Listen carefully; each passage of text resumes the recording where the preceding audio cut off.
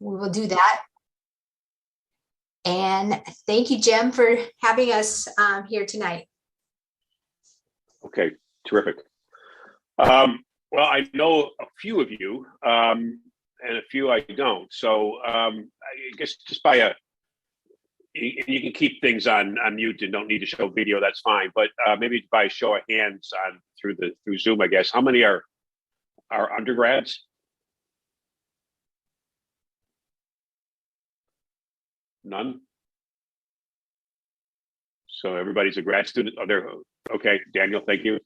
And I guess the rest are grad students of some kind, or staff. Okay. So I'm going to keep this at a very, very high level. And what I'm going to do is probably about a half hour of presentation, but I want to keep this very informal, especially because we have a small group. And so if you have a question, raise your hand on Zoom, or if I don't see that, because I don't always look at that very well, just shout it out. We'll keep it very informal. So about a half hour of a discussion, and then we're going to have a breakout session. I think we have enough to have at least 2 breakout rooms where I'll ask you to do a case study. Now, Patty sent out in advance some material, and included in that material was a case study. Did everybody get the material in advance? Did anybody not get the material? Okay. So that's what we're going to use. And there's a little spreadsheet embedded in there as well that might be helpful for what we do. It's not very difficult, not very challenging, but I think it might help reinforce some of the things we're going to talk about today. And first, I'm going to share a screen, which I sometimes don't like to do because it kind of blocks me from you a little bit. But again, if you have questions, please just shout them out.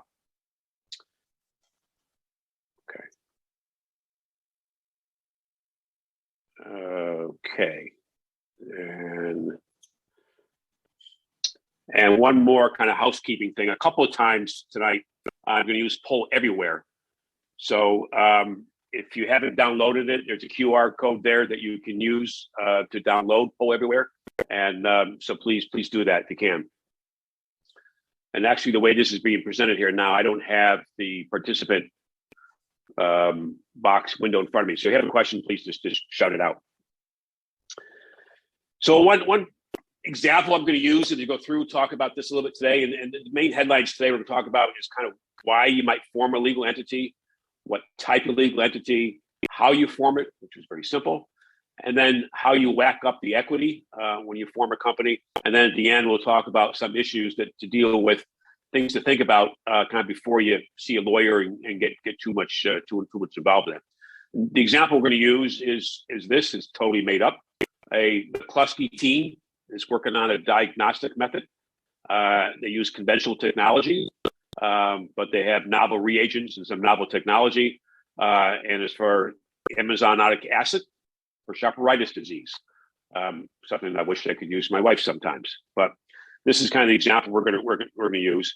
And there are 3 students involved here. Chuck is a chemist who came up with the idea.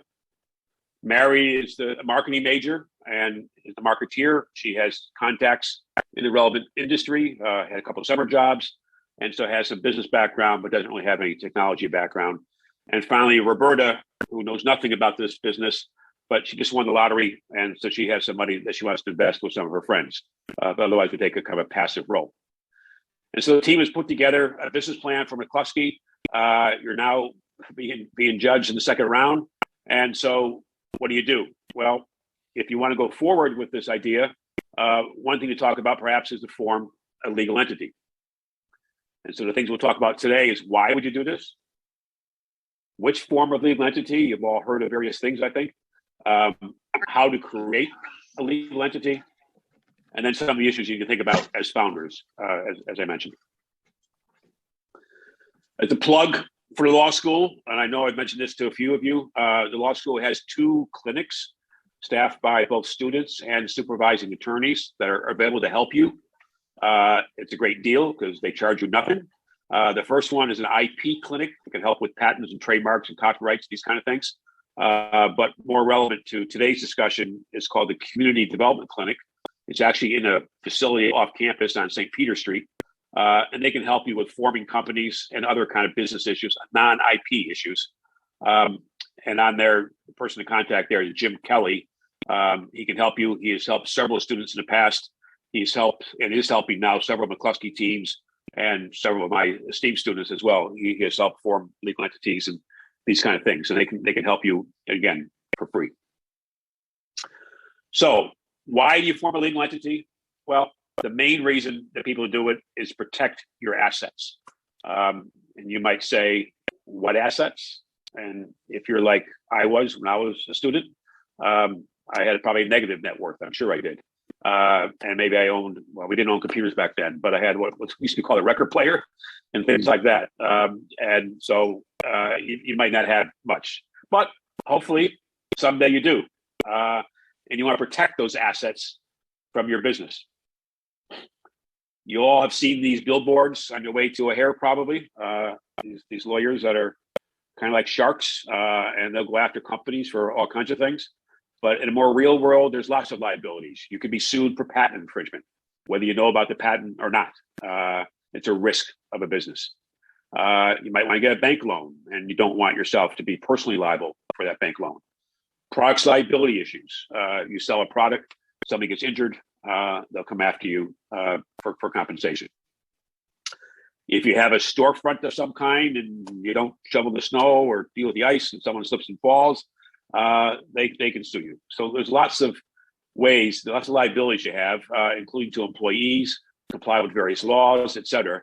Lots of liabilities out there for a business that you want to protect your personal assets from. Many people get together to form a business like McCluskey, and two or more people get together. That's called an accidental partnership, even though you don't intend to create a legal entity or do anything. Just by getting together and forming a business or operating a business, you form a partnership. And as a matter of law, each of you would be liable for all the losses of the business. So if you had a business team with a couple of people, and one of your partners went and entered into a contract, whether you knew about it or not, you would have personal liability for that contract if you didn't have a legal entity. So there's lots of reasons why to form a legal entity to avoid these personal liabilities. You want to keep your business assets separate from your personal assets. And so the way you do it is you put a wall between you by creating this separate legal entity. There are other benefits of a legal entity. It's a way to share upside with employees and founders and investors. It's the way to facilitate investors. You're not going to get an outside person to invest in you personally, so to speak. They do it through some kind of a legal entity. And it's a convenient way to kind of share ownership of IP and other assets that you might create together. So the legal entity would own IP or own the other assets. And you all have a shared interest in that. You would indirectly share ownership of those assets. So I think that's helpful to figure out, why you form a legal entity, but what kind of legal entity. There's a lot of factors to think about. First one we talked about was liability. It must limit your personal liability. Taxes is always an issue when you deal with business. You want to minimize your taxes if possible. What about control? If you had 10 people together, it's probably impossible to get 10 people to decide unanimously how to agree on something. So you need some kind of mechanism to allow the business or the operation to be operated or be controlled without having 10 people or 20 people or 50 people having to make decisions on something. How to handle future funding. You'll learn, I'll mention later on, that VCs and others don't want to invest in some types of entities and they have preferences for others. Those are factors. Cost is always an issue. You want to try and minimize the cost that it takes to form a company and maintain a company. So these are the factors that really are considered. The first two are the most important and the ones that we'll talk about next. So you have unlimited liability. That's the one you want to try to avoid. And what you really want to have is a limited liability of some nature. And tax is the second biggest factor. There are two types of tax schemes, if you will, that involve legal entities. One is called a pass-through tax. That's where the legal entity itself is not taxed separately as a legal entity. And so the tax is passed through to the owners. And the other concept is something called double taxation, where the legal entity itself is taxed first, and then what's left over can be distributed to the owners. And that's sometimes less desirable than a pass-through tax situation. So how do various legal entities match up? First, and really the most common way businesses are owned in the United States is sole proprietorships. They have no legal entity. Somebody just hangs a shingle up and operates a business. Jane's Barbershop, whatever it might be, is not through a legal entity of any kind. So they have their tax as a pass-through basis, but they have unlimited liability, which is what you really should try to avoid. If two people get together, they form a partnership, whether they like it or not. There are various flavors of partnerships. There's a general partnership, which has unlimited liability. And then there's something called a limited partnership, where you can limit your liability in some way or another.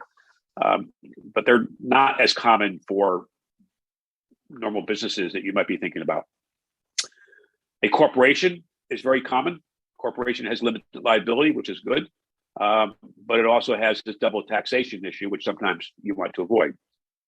And the second most common type of legal entity that many of you have heard of, I'm sure, is an LLC, or limited liability company. So this kind of has, in some ways, the best of both worlds in some circumstances. It has limited liability, but it has this pass-through tax situation, so you're not taxed twice. Some of you may have heard of an S Corp. This is a corporation that's taxed like a partnership.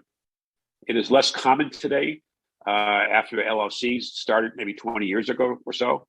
And it has some limitations. You have a limited number of shareholders. I believe it's 35.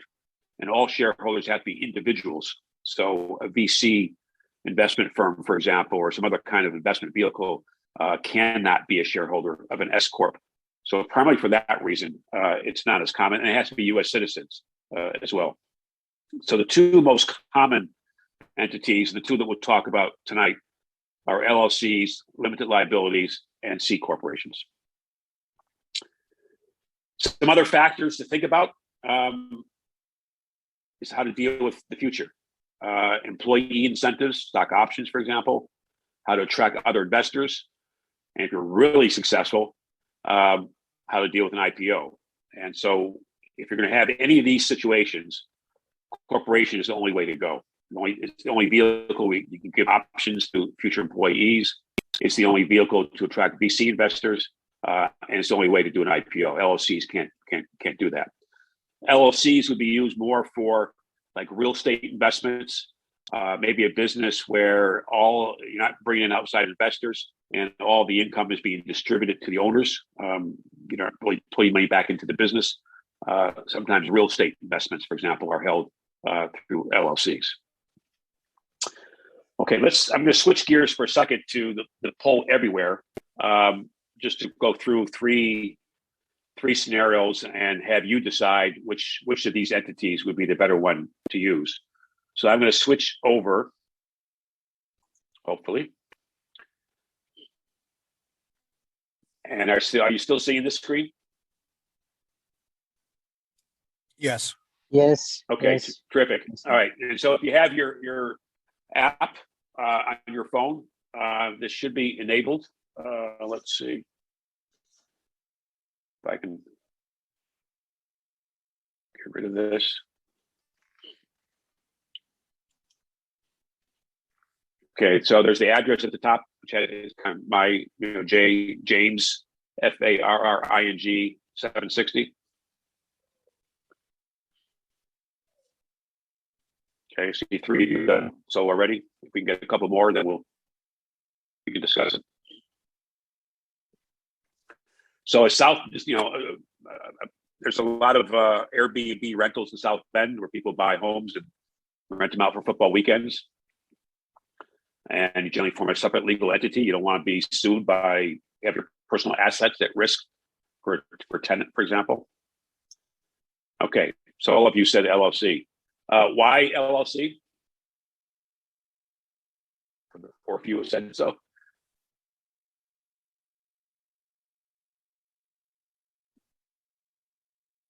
It's the right answer.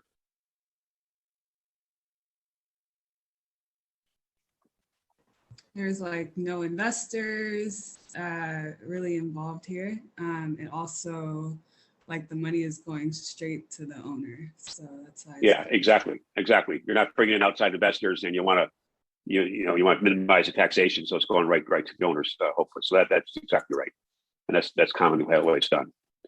So I had a quick question about that. Yeah.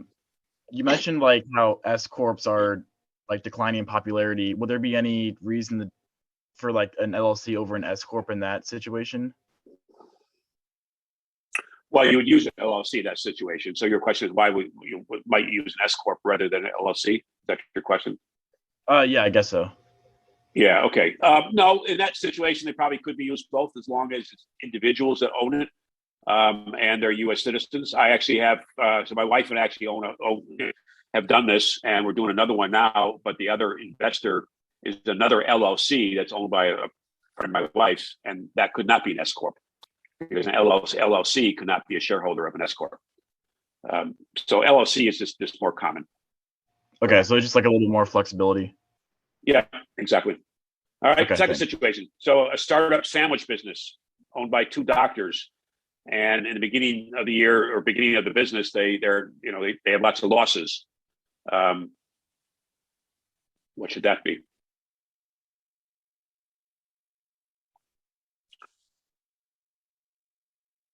That actually is Subway. The legal entity for Subway is actually called Doctors Associates. It was formed by two people who were kind of pseudo doctors. It's another story for another day. But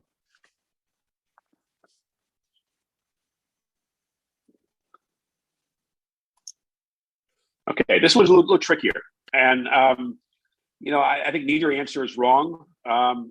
Probably LLC might be better in the beginning because they have some tax losses that they want to pass through. But ultimately, if they want to bring in some outside investors, then it probably should be a corporation. But it might be an LLC in the beginning and then convert over to LLC. So neither answer is really wrong here. Okay, we'll do just one more.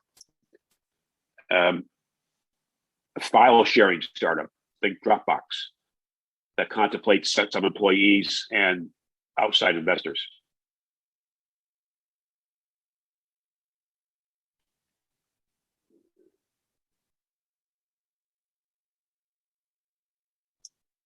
Okay, absolutely. Why should that be a corporation instead of an LLC? Because VCs can't invest in an LLC or won't. Yes, exactly. So that really, if you're planning on bringing in outside investors, you're better off starting with a corporation right away and not wasting time, really. Okay, let me go back.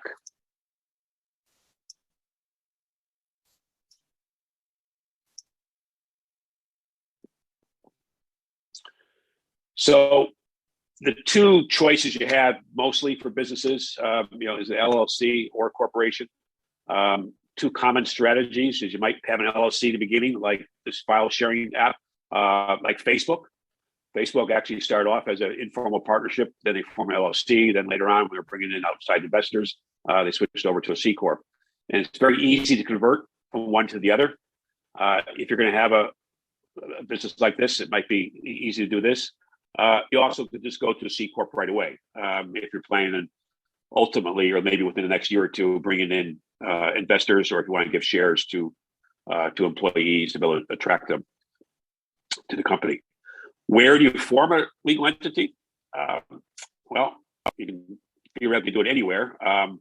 What probably makes more sense is if you have a local business of some kind, then it might be more sense to form it locally. So Indiana, if it's an Indiana business. Certainly if it's an LLC, I probably would make it an Indiana LLC. But if you're doing a corporation that intend to have something beyond just a local business, if you're operating a local pizza joint or something like that, and aren't planning on bringing in outside investors, keeping it local, you might do an Indiana corporation. But if you're planning on bringing in VCs and having employees in different parts of the country, maybe having a business in different parts of the country, what makes more sense is usually a Delaware corporation.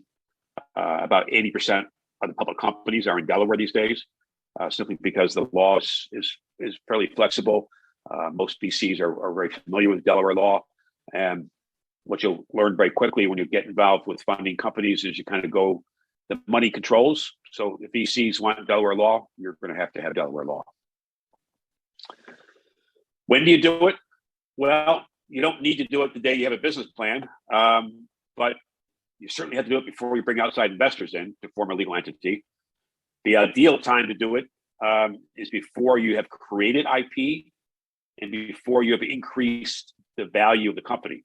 Why do I say that? There's some tax advantages to be able to give shares to employees at a very low value and then have them get the tax benefits of selling them ultimately at a higher value. If you have to give shares to employees when the value is increased, then there's some tax issues for them.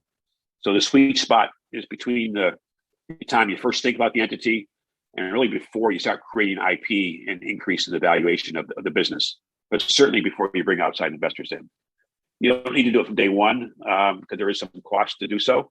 But I think before you get too much traction, it's something to think about. And what often happens around here, these McCluskey teams, for example, is that in the spring is when lots of students are looking to form legal entities because they've gotten past the first round, they're well into the second round, and things are coming together, and their kind of business plan is starting to develop.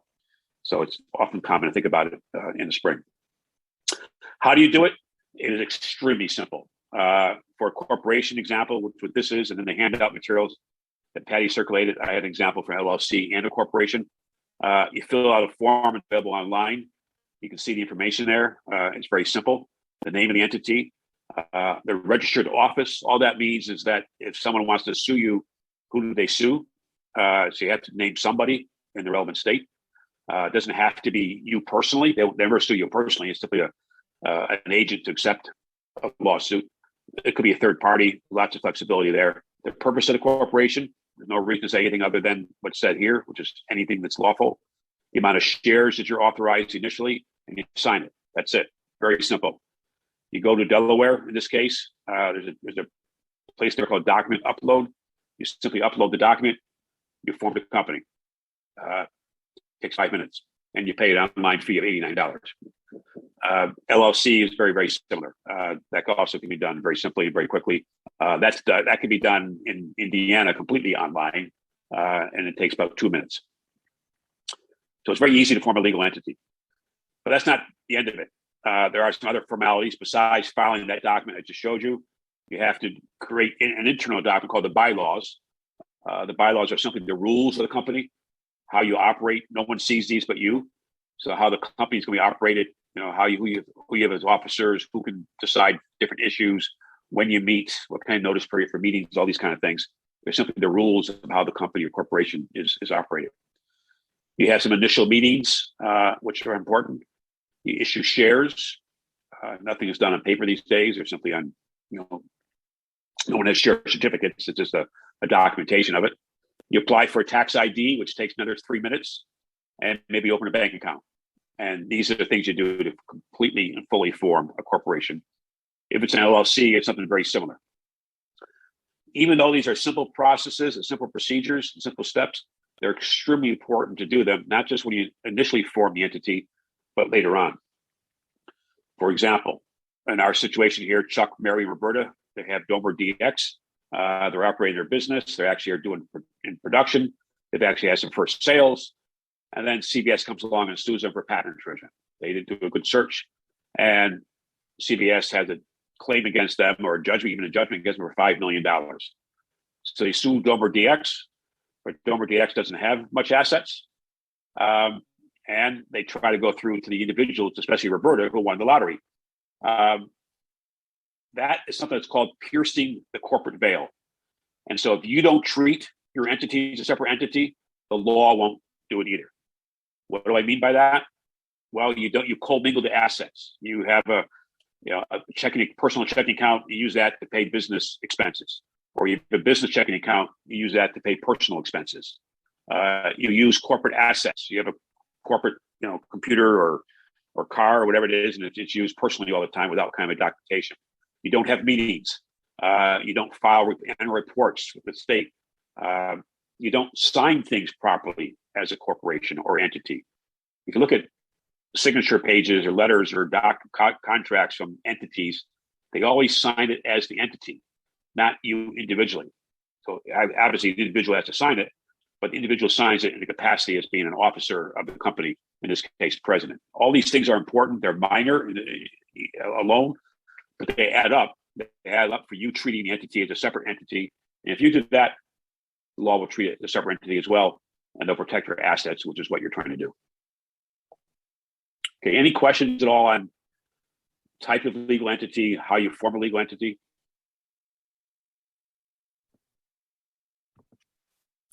Hey, Jim, this might need to be a one-off conversation, but you mentioned that international students. Okay. Yeah, I couldn't hear your audio. I don't know what is going on in the background, some feedback or something. Can you hear me now? Yeah, it's still same kind of bad feedback, I think. Ellen, try turning off your video and talking. Okay, Jim, can you hear me better? Much better, yes. Okay, you mentioned that in some occasions, an international student cannot be a CEO. We can discuss this offline. I don't want to get you off track on your course, but I'm curious to see what possibilities we have for international students to become CEOs. No, well, I mentioned is that this is S corporation. They cannot be shareholders of S corporations, but there's no prohibition for regular corporations or LLCs, which is one of the reasons LLCs are more favored than S corporations. That's the comment I made. Okay. They can be officers, directors. They can do anything. They can own anything other than S corporations. Only S is the one they can't do. Okay. Thank you. Yep. Sure. Okay. Some other things to talk about before you go see the lawyer. I mean, the lawyers are expensive, and so it's helpful for you to kind of figure out some of these things in advance. And we'll go through some of these. One is what the name of your business should be. And I'll talk about that and how that's important. How you're going to whack up the initial equity. Who owns what? So our three people, should they all own equal shares, or should one or more own more than others? What roles each of you will have, and maybe how you pay yourselves, and some other issues to deal with in what's called a founder's agreement. These are all things you need to have as a discussion up front. First one's a name. And this is not a course on naming companies or trademarks, whatever, but it's a couple of pointers. One, it should be a very short and simple name. Don't follow what law firms do. Law firms have John Smith gets together with Mary Jones, and they have Smith and Jones, and then Farrington joins them, and it's Smith, Jones, and Farrington, and then Reinhardt joins them. It's Smith, Jones, Farrington, and Reinhardt, and nobody can say all those words together. So I think it's short, and they just call it Smith Law Firm. So you want to keep it as short and simple as possible. Be careful of acronyms. They sometimes can have unintended consequences. That's probably not a good idea for a business, because you know how it might be misused.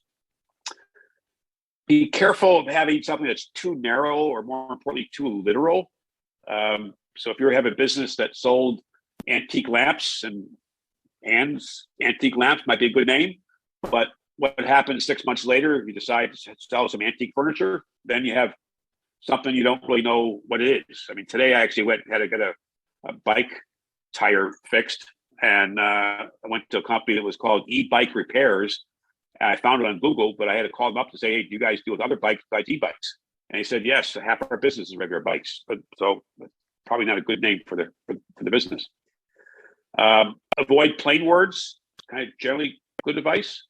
Although this company probably couldn't have any plainer words, and it worked out very well. Although they changed the name to GE from General Electric. But kind of avoid plain words. You want something more distinctive for you to distinguish your business from everything else, especially distinguish it from the product and kind of general background noise, if you will. Beware of geography sometimes. Sometimes it's nice to have a geography name in your company, South Bend Chocolate Company or something like that. But if you decide to expand outside of South Bend, people may not be the same cachet value. Minnesota Mining Manufacturing. Some of you may know that was how this company was formed, and now it's just simply called, whoops. Sorry. Well, messed up. Now it's just called 3M, because no one is, it's a national company and no one wants to limit it to Minnesota. The way you search for entity name is in the Secretary of State office in each state, and we'll do that in the breakout room as an exercise.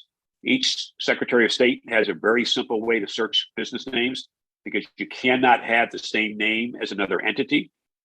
But you also should search beyond that, even though you might be able to register a name because no one else has that same identical name, but maybe someone has something very similar. You don't want to have a name for your business that is similar to somebody else's trademark, for example. Be careful of domain names. I would do a Google search to make sure nobody else has something that's very close to your name, because you just don't want to have confusion when you're trying to find people or customers trying to find your business. You don't want them direct to somebody else. As I mentioned, the Secretary of State's office, this happens to be Indiana. And in the breakout session, I'm going to ask you to do this. You can win this very simply.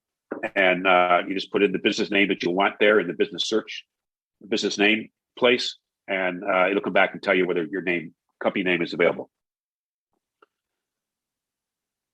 Let me just 1 second.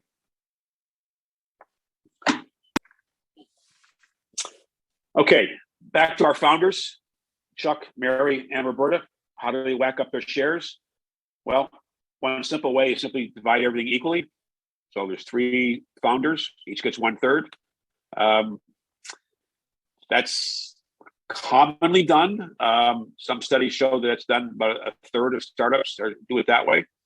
Some very successful startups have done it that way. But it's usually not the best way. They usually don't have the same contribution, the value, same contribution, usually not making the same commitment to the company. And of course, things may change over time as well. So it's often better, although it could be a hard conversation, but an important conversation to have up front, to find a better way to allocate the value of the company up front. So rather than doing it kind of 1/3, 1/3, 1/3, one way to look at it is who contribute the idea, the business idea. Well, the idea shouldn't be given a lot of value. It's really the execution and building that idea that's more important. But is there IP being contributed? Does someone have a patent or a trademark or copyright or some other kind of intellectual property they contribute to the business? That has a value. Maybe someone providing services. So in the case of Mary, she didn't have cash, she didn't have the IP idea, but she's the marketeer and she'll be providing services to the company, and that is worth a lot. Some people might say it's worth the most. And Roberta, the lottery winner here, contributes cash. That obviously has a value. So these are all factors that can help figure out how you whack up the equity. Others might be the commitment. Someone's only working part-time or half-time. That's not worth as much as someone working full-time. Kind of contacts within the relevant industry. So in our case, if someone has contacts in the diagnostic product industry, there's the value to that. Who put the business plan together? There's a value to that as well. Some of you I know have been involved in startups, at least have thought about it. And there really is no right answer to these things. But I want to do one last poll everywhere thing and have you rank who you think or what you think are the more important factors. And we'll just do one more here. So the way it works here is you can rank these by using this arrows there. You scroll up and down and you rank which ones you think is more important to least important. So idea, the IP, the business plan, expertise within the relevant industry, time commitment to the business, and cash. I'll give you a couple minutes to work through that. Is anybody having trouble seeing how the arrows work on that? Can you give us the presentation username again? Yes. Or the poll name? Yeah. Up the top on that one. Thank you. Okay, now you have to go back so you can, this one shows up.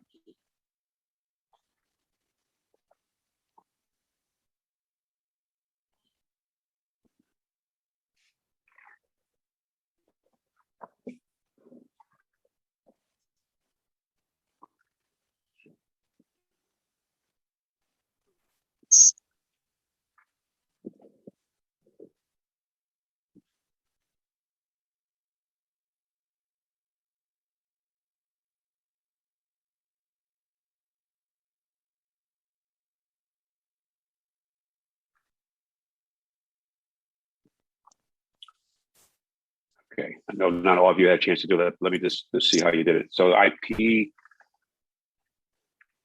was ranked high, cash at the bottom.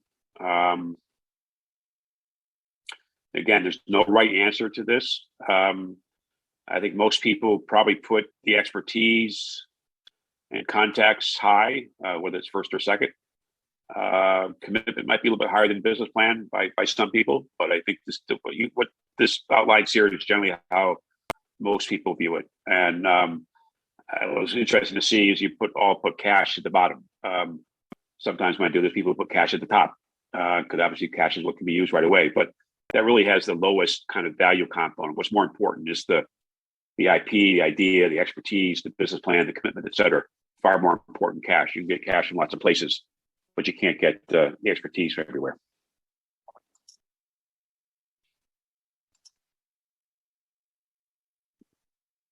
Okay. One way this is commonly done is people get a little more sophisticated by it, and they actually do it a little more rigorously than just whacking things up 1/3, 1/3, 1/3, or swinging it in some way. So they take the various factors that you see there, the ones we just ranked, and you actually weigh them on a scale of 1 to 5, which is most important. Now, I do this in advance. So I had expertise and commitment at the top, and idea second, which is more or less what you guys had. Business plan next, and funding at the bottom. You can weight them any way you want to. It may be based on the business. There are some businesses where the idea may not be so important, but the business plan is more important, et cetera. And then you look at how each of the founders or owners contribute towards those factors. Just the way I did it, Chuck had the idea, and Chuck is working full time, so he scores a 10 on those factors and lower in other ones. Roberta has nothing, and everything is at the 10. I didn't show one column here to make it easier to see. Simply multiply the weight times the score, if you will, add it up, and you get the numbers at the bottom. You stayed there, 129, 104, and 20. Look at percentages, and then I just kind of rounded things up or down a little bit. What's important is that use this as a guideline only. That you cannot do it mathematically. Every one of these things is very subjective. Each of you may look at it a little differently, but I think it's helpful to do it something along this line, to be a little bit rigorous about it, try to be a little bit objective, and not just kind of whack it up and have a dispute about it. So it's useful to kind of go through this thought process a little bit when you're looking together with your founders, trying to figure out how to whack up the equity. Okay, if we have time in the breakout room, I put a spreadsheet in there where you can do this yourself. There also are other kind of more sophisticated online calculators that I have in the handout, links to those. But back to our venture here.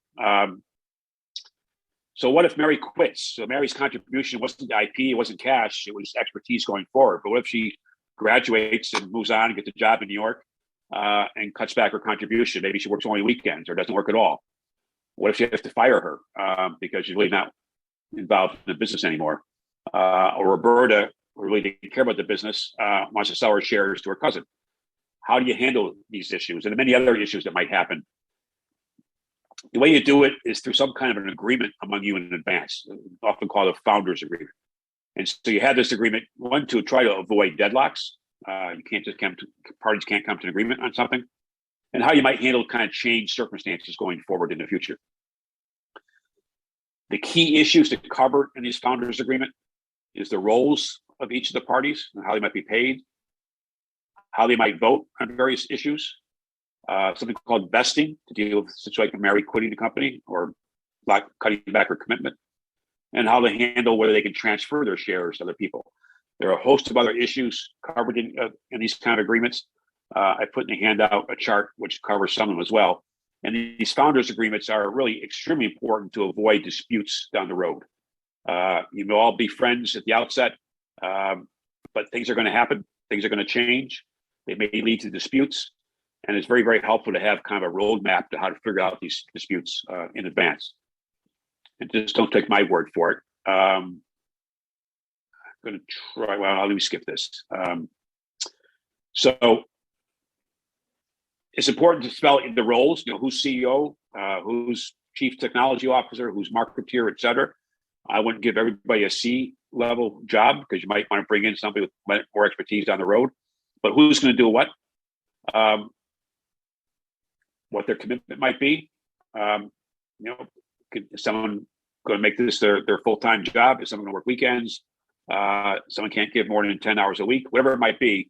It's really good to spell these things out in advance, just so you don't have disputes down the road. And how might it be paid, if anything?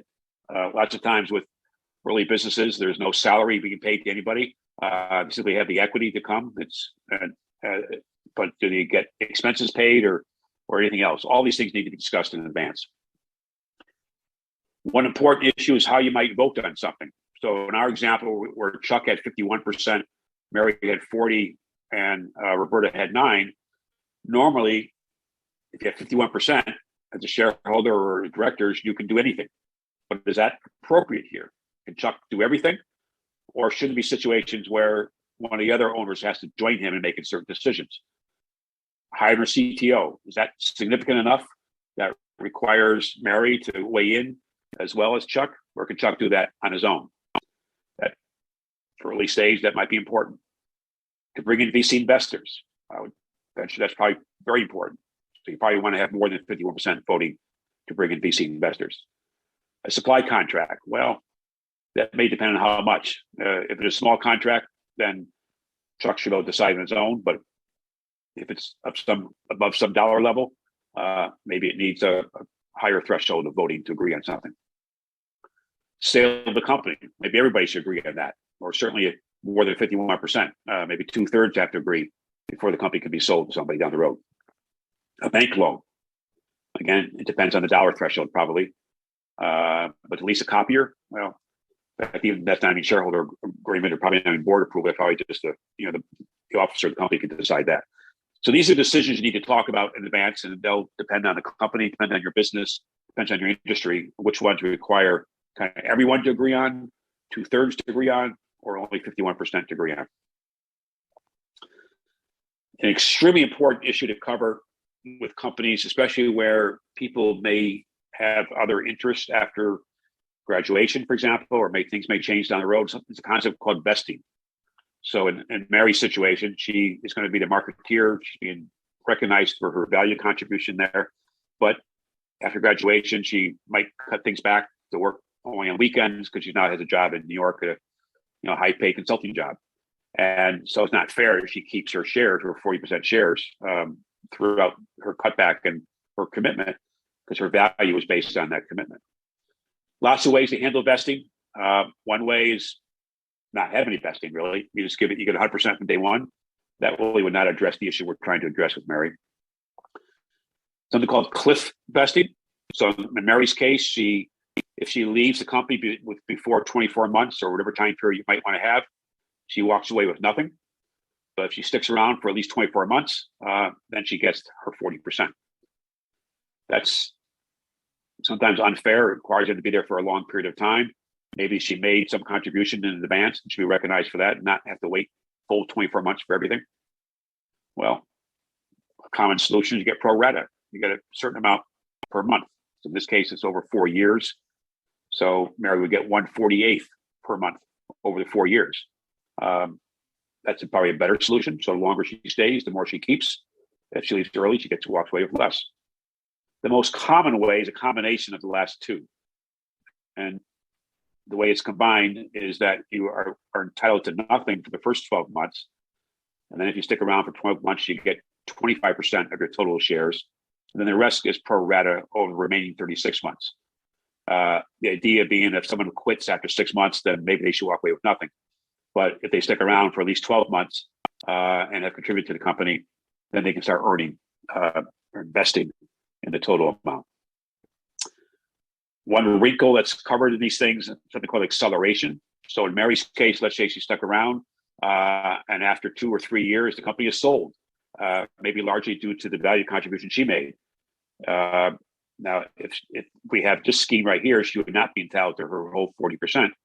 But if they had this acceleration provision, then upon a sale of the company, she's deemed to get 100%. And that's probably fair because if she contributed to the value, she should be entitled to full value upon the sale of the company.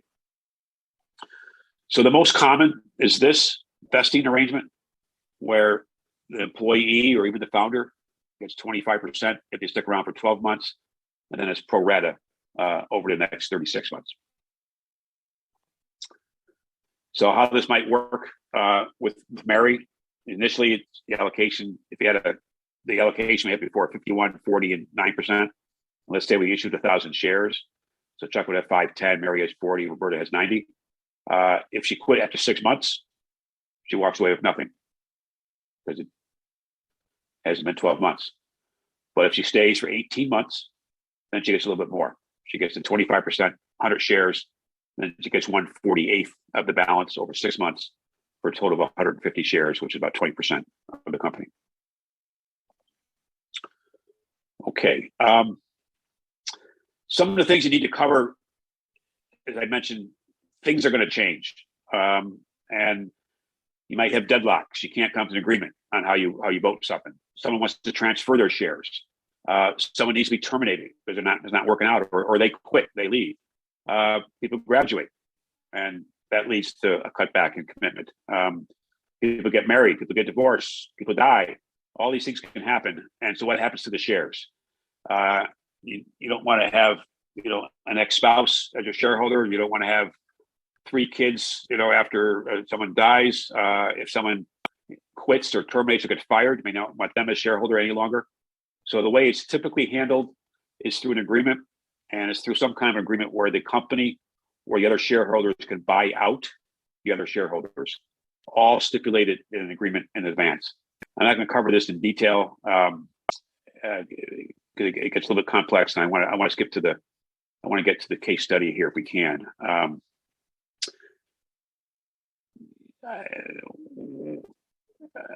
I don't have time for this, but just to give you a couple of buzzwords so things are in your mind as you think through these things in the future.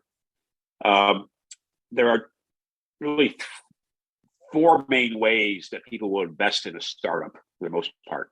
The 2 most common are common stock. That's what founders generally get. That's what employees get. That's after an IPO, that's what everyone gets, because only common stock can be publicly traded. If you bring in VC investors, they're going to have what's called preferred stock. That just means stock that has certain preferences. They may have special voting rights.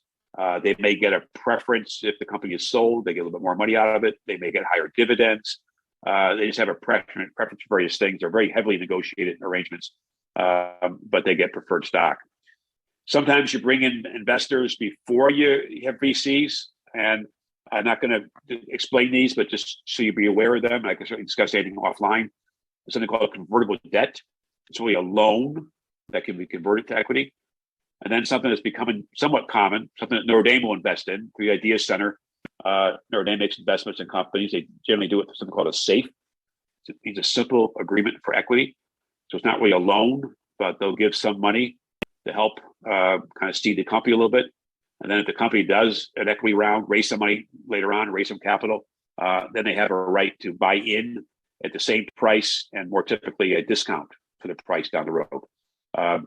So just a buzzword to be aware of, and I won't get into it any more than that. Okay, I'm not going to have time to do the breakout rooms, but I want to be able to talk through some of the issues that we have here. I'm going to turn the PowerPoint off or the screen off in a second, but just to remind everybody what the case study was, we had 3 founders. Lars was a sophomore chemical engineering student. It was his idea for this kind of marketplace concept. Inger, a marketing major. She's a senior, she'll be graduating soon, but she had a couple of summer jobs with social media. Not quite sure what she can do after graduation, whether she'll work on the company or go, for a real job. And then Matt's a computer science grad student. He has expertise, but doesn't really have the time, but is willing to invest some money. And I just like to have just have a discussion at this point. We won't do a breakout, but just discussion. One, should it be an LLC or corporation? What the name might be. I won't ask you to search because we don't have time. But also, I'd like to have a discussion from you about how you think the equity should be whacked up. I don't want you going through a spreadsheet right now if we don't have the time for that. But what would the factors be, and how would you weigh the factors for these three founders, if you will? These are the initial discussions you're going to need to have. So first, should we do an LLC? I'll stop the screen sharing here in a second. Should be an LLC or be a corporation?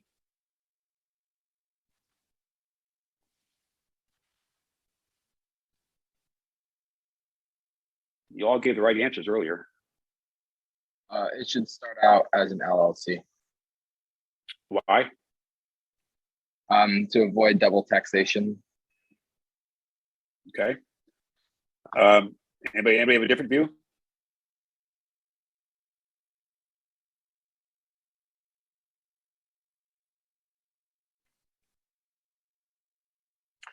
That might be the way to go early. The only thing I would point out is that they also talk about that they are seeking seed money from investors, and maybe depending on who those investors are, if they're kind of friends and family and rich aunts and uncles, that LLC would be fine. But if those other investors are going to be a VC of some kind, then it probably should be a corporation. But you certainly can start off with an LLC, and then you can convert it very easily to a corporation. Let's skip the name, unless anybody has thought about that and come up with a clever name. But how about the initial equity? How should we think? What should we think about there? What should how should we weigh the factors we talked about, and how should Lars, Inger, and Mats score against those factors? So who had the idea here, the initial kind of IP contribution? Lars. Yeah, and what else is Lars contributing?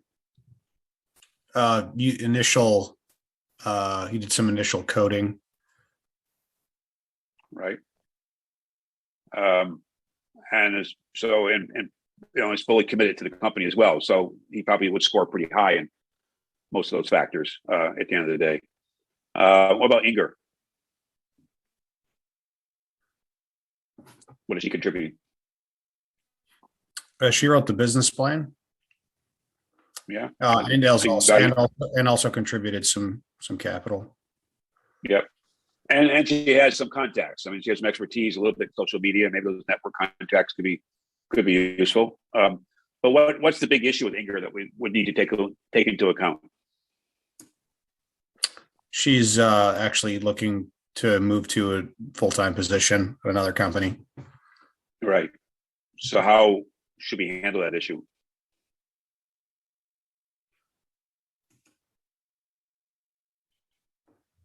Well, in terms of weighting commitment, we would probably give it a lower score.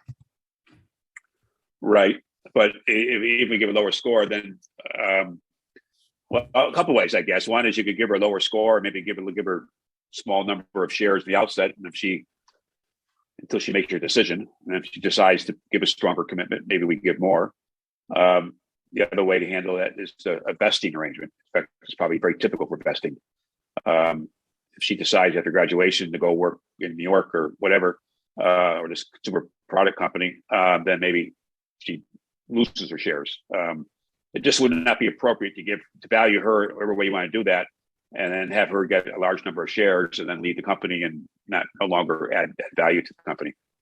What about Mats?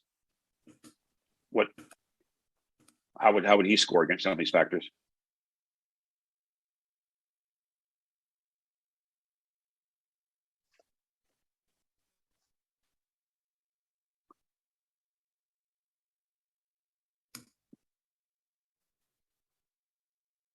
He's given some cash. Is he giving anything else?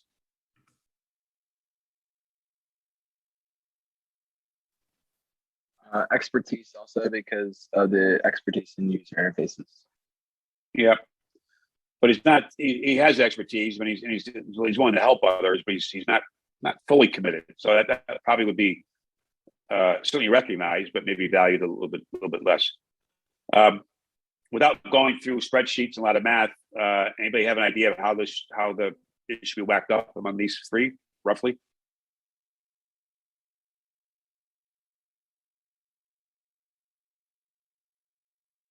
Who should get the most? Lars. Yeah, for the factors you talked about. Who should get the least?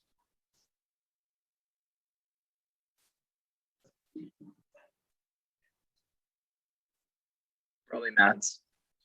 Yeah, probably, and Ingrid somewhere in the middle with some kind of investing thing. Any reason to anybody think it'd be better just to give 1/3 to everybody?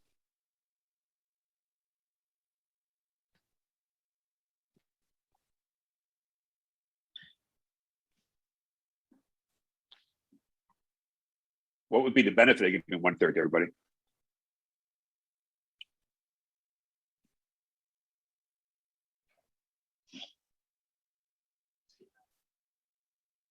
Think about your own kind of business venture. If you get together a couple of friends and you form some company, and maybe one has an idea, one has some expertise, one has some money. If everyone got 1/3, you're valuing everybody equally. You're treated equally. You're kind of in it together. There's some benefit to that, right? If someone got more shares than you did, when you think you had equal value, there's some friction there at the outset.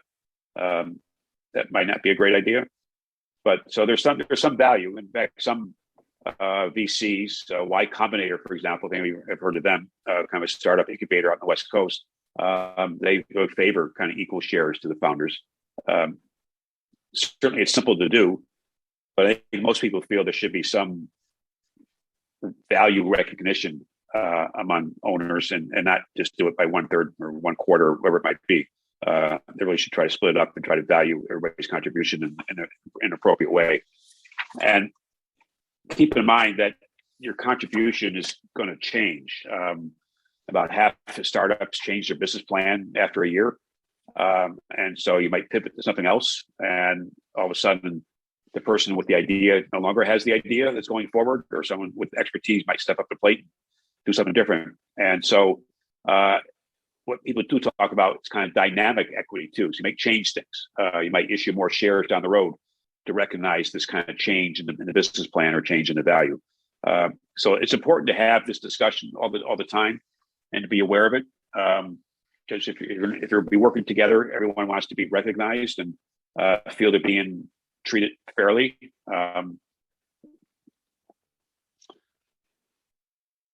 Okay. I had to run through this a little bit quickly, and I hope you got something out of it. I apologize for not being able to do the breakout session. I just didn't think we had time to do that in the time allotted to us. Anybody have any questions that weren't asked already?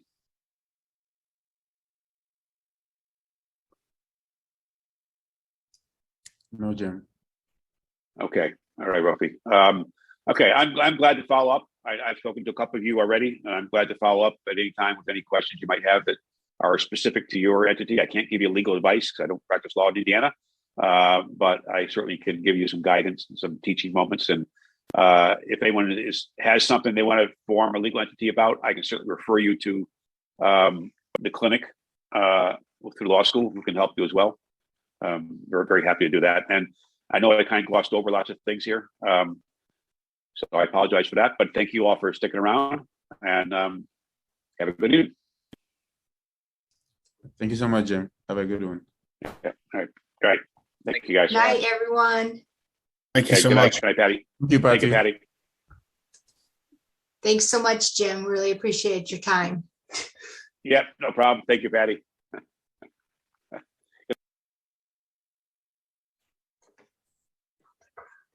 Probably. Hey, Chris. All right, he's gone. He gone.